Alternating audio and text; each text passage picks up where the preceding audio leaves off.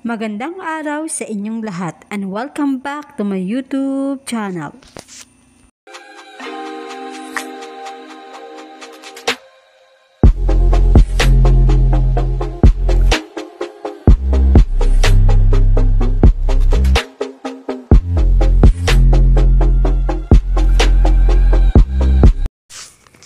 Miss Jacqueline Jose pumanaw na sa edad na 59.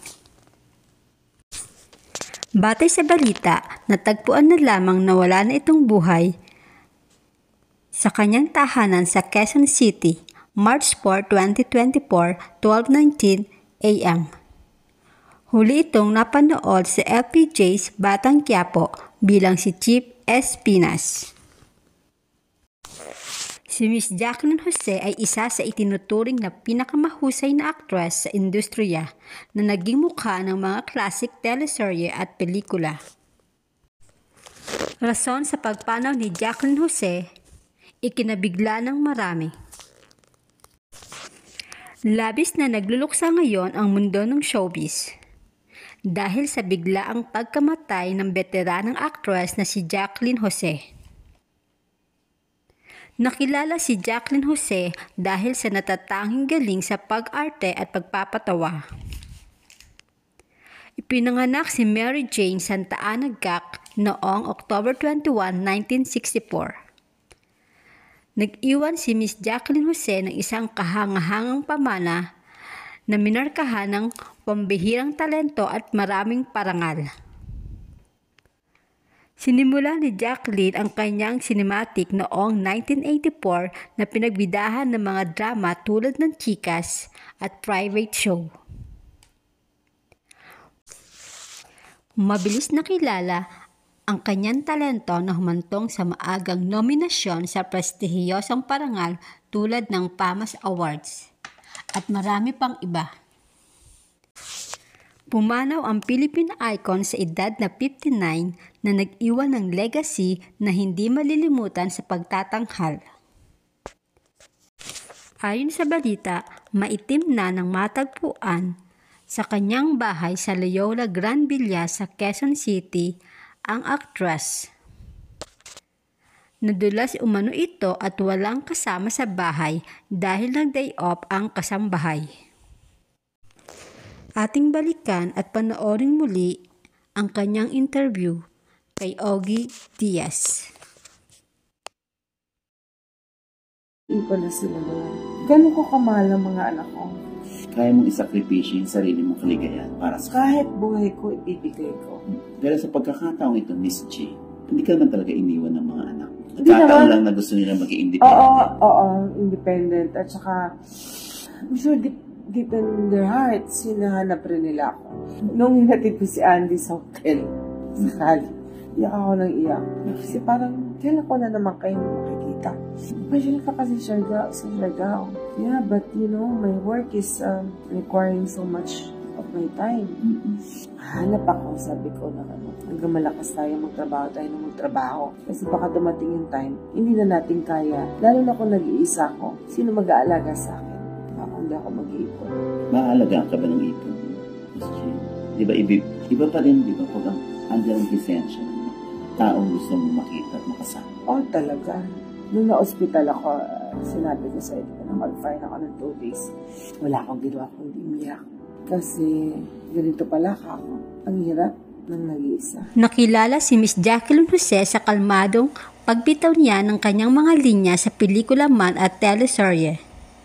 Ilan na nga rito ang role niyang sumikat bilang Magda sa Mula sa Puso ng ABS-CBN kasama sa Miss Claudine Barreto, Rico Yan, Dieter Ocampo at Princess Punsalan. Noong 2016, nanalo siya bilang Best Actress Award sa kanyang role na Maria Rosa sa Cannes Film Festival. Narito naman ang mga komento ng mga netizens sa biglaang pagkamatay ni Miss Jacqueline Jose.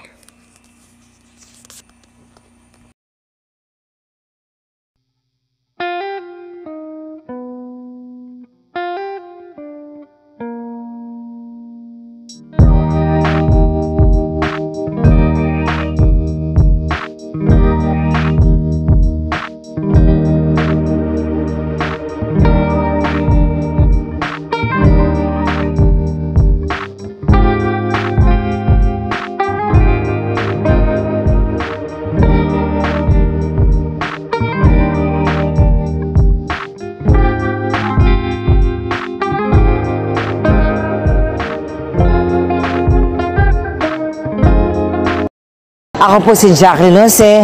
First time kong gumanap ng ganito eh. Yung tough na Merango, 1-star general. So, medyo sa akin, very challenging. At tatrabahuhin ko naman ng husto. At kung villain tayo. Yung todo. So, kung kontrabida siya, all the way, hardcore, we'll do it.